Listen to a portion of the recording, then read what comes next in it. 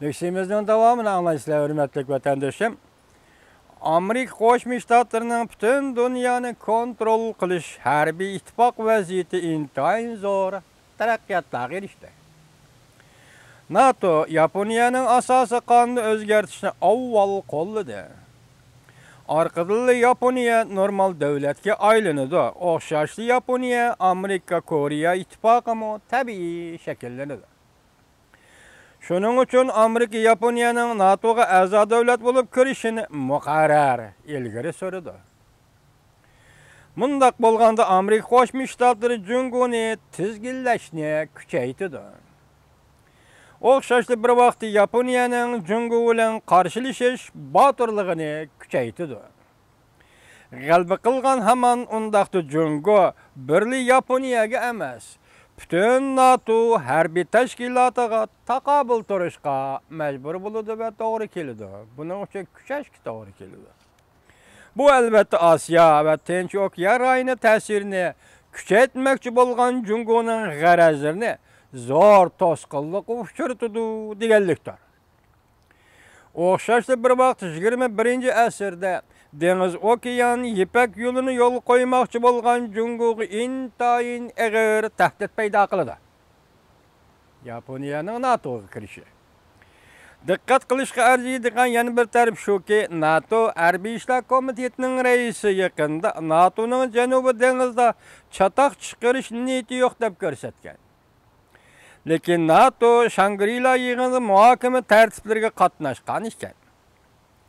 NATO amaliyoti Janubiy dengizga yetib keldi degan so'z.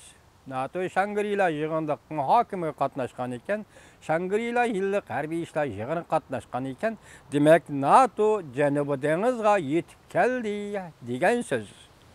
Esinglarda 2001-yili NATO Afg'oniston Taliban kuchlariga qarshi harakatga o'tganda, harbiy harakatga o'tganda Amerika Qo'shma Shtatlari NATO Afg'onistonda paydo bo'ldi va Afg'onistonda harakat qildi. Endilikda ko'ramiz ki Shangri-La yig'inida qatnashgan NATO deydi xabarda, amaliyotda Janubiy dengizga kirib kelgan NATO'dir deydi. NATO Sharqiy Janubiy Osiyo davlatlari bilan hamkorlashishning fursatini izlayotdi. Demak, Sharqiy Janubiy Osiyo davlatlari Yaponiyadan boshqa bu Sharqiy Janubiy Osiyo davlatlari bilan munosabat qilishning fursatini izlayotdi dedi.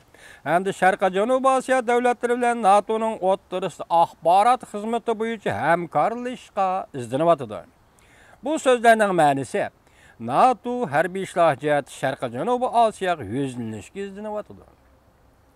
Amerika Qo'shma Shtatlarining strategik maqsadlari tadrijiy oydinlashyapti.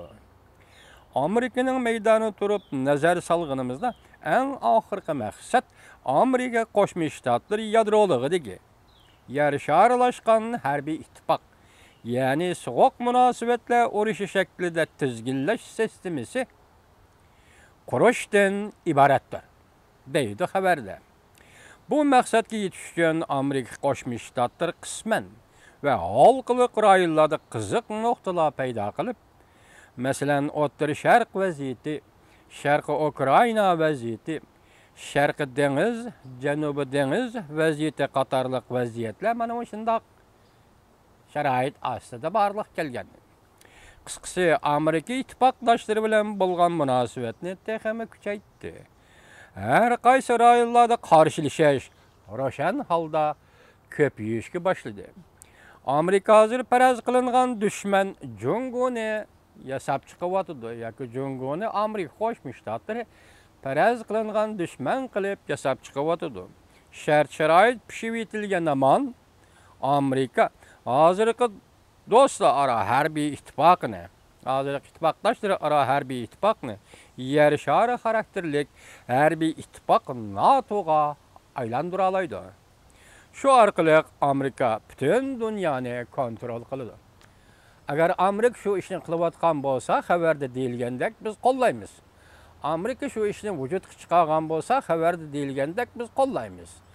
Amerika NATOga Yaponiyani elib kirdigan bo'lsa va Yaponiyani elib kirmoqchi bo'layotgan bo'lsa, elib kelishni planlagan bo'lsa, biz Amerika Qo'shma Shtatlarini qo'llaymiz. Yaponiya ham NATOga a'zo davlat bo'lib kirish kerak. Yaponiya hem Birleşken Devletler Teşkilatı'daki bir xatarlik komitetiga a'zo bo'lib kirish kerak. Şunu Yaponiya aldı bilen özünün normal devletlik ordunu asliga keltirish kerak.